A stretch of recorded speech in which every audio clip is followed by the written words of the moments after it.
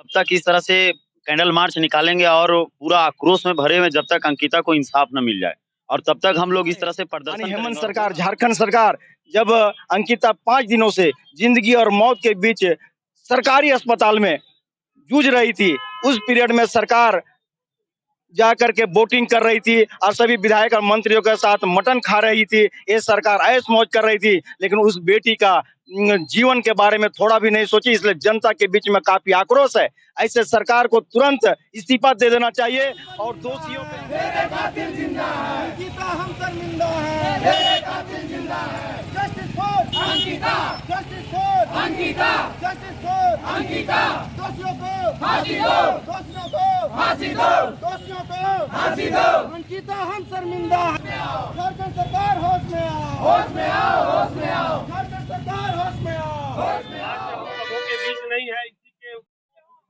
नमस्कार, मैं हूं रवि कुमार और आप देख रहे हैं मामबे न्यूज। आज देश में एक अलग मुद्दा नजर आ रहा, हर हिंदुस्तानी एक हो रहे हैं। अंकिता को जस्टिस दिलवाने के लिए सभी रोड पर उतर गए हैं, कैंडल मार्च निकाल रहे हैं।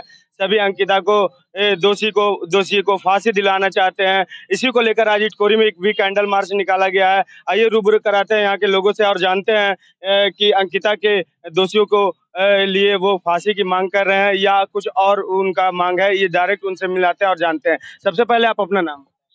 मेरा नाम मृत्युंजय कुमार सिंह हुआ और हम सब आज इटखोरी में उस अंकिता को, जिन्होंने उस दरिद्र जो था, जिसका विचार को नहीं मान करके वो मौत को गले लगा ली, लेकिन उसे गले लगाना, उस शाहरुख जैसे दरिंद्रा को गले लगाना उचित नहीं समझी। इसलिए आज हम यहाँ उपस्थित सभी लोग श्रद्धांजलि देते हैं और ईश्वर से प्रार्थना करते हैं वो जहाँ भी है उसकी आत्मा को शांति मिले। और यहाँ की जो निकम्मी सरकार है, यानी हेमंत सरकार, झारखंड सरकार, जब अंकिता 5 दिनों से जिंदगी और मौत के बीच सरकारी अस्पताल में जूझ रही थी, उस पीरियड में सरकार जा करके वोटिंग कर रही थी और सभी विधायक और मंत्रियों के साथ मटन खा रही थी। ये सरकार ऐश मौज कर रही थी, लेकिन उस बेटी का जीवन के बारे में थोड़ा भी नहीं सोची, इसलिए जनता के बीच में काफी आक्रोश है।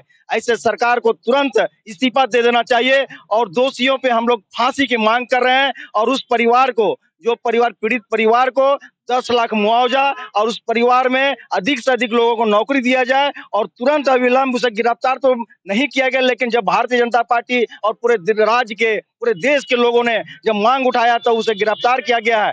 और गिरफ्तार करने के बाद अगर उसे नहीं अगर फांसी दिया जाता है तो ऐसे सरकार को किसी भी हालत में सत्ता में रहने का कोई अधिकार नहीं बनता। झारखंड ही नहीं, ऐसे पूरे हमारे भारत में ऐसा हो रहा है। हमारे बेटियों के पीछे, हमारे बहनों के पीछे अत्याचार देखा जा रहा है। इसमें क्या कहेंगे आप?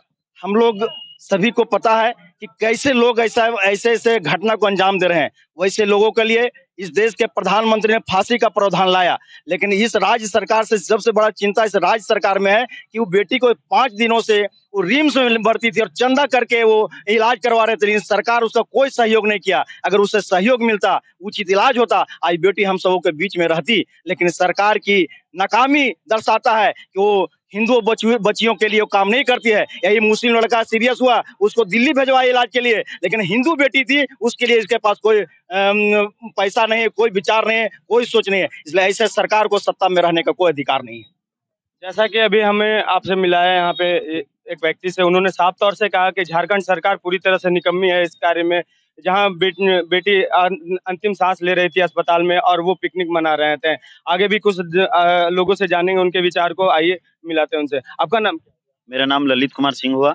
आज ये कैंडल मार्च निकाला गया है, सिर्फ कैंडल मार्च तक ही रहेगा या इंसाफ भी मिलेगा? नहीं, इंसाफ मिलेगा। हम तब तक इस तरह से कैंडल मार्च निकालेंगे और पूरा आक्रोश में भरे हुए जब तक अंकिता को इंसाफ न मिल जाए और तब तक हम लोग इस तरह से प्रदर्शन करेंगे और होगा तो हम पूरा सब उपस्थित होकर उनके घर तक भी जाएंगे और हम लोग उनको न्याय दिलाने के लिए जो भी हक से लड़ना होगा हम उनके लिए लड़ेंगे। सारे कार्य को करेंगे उनके लिए, जो भी लड़ना उनके हक में जिस प्रकार की भी सुविधा दिलाने की बात होगी तो हम उनके लिए लड़ेंगे। आज झारखंड सरकार ने उनके लिए 10 लाख का मुआवजा का घोषणा किया है, उसके लिए क्या था? वो किसी प्रकार का मुआवजा नहीं देंगे, बस सिर्फ आश्वासन दिए हैं। वो खुद के अपने सहमत से, अपने किसी बात से सहमत नहीं है। खुद से 5 दिन से वो अंकिता रिम्स में पड़ी हुई थी, लेकिन अंकिता से मिलने तो दूर की बात है, लेकिन अंकिता से किसी प्रकार का कोई भी सरकारी कर्मचारी से भी बातचीत न हुई कि अंकिता कैसी है। अंकिता के अगर ऊपर ध्यान दिया जाता अगर सरकार के द्वारा, तो अंकिता आज हम सबों के बीच में रहती और इतना नहीं करना पड़ता। लेकिन ये सरकार निकम्मी है और ये सरकार हम सबों के कुछ कहने लायक नहीं, मतलब कुछ है नहीं, एकदम निकम्मी सरकार है। ये सरकार ऐसी होने की तो बात नहीं, मतलब जनता को सोचना चाहिए कि ऐसी सरकार बैठाने से अच्छा है कि बिना सरकार के ही रहें।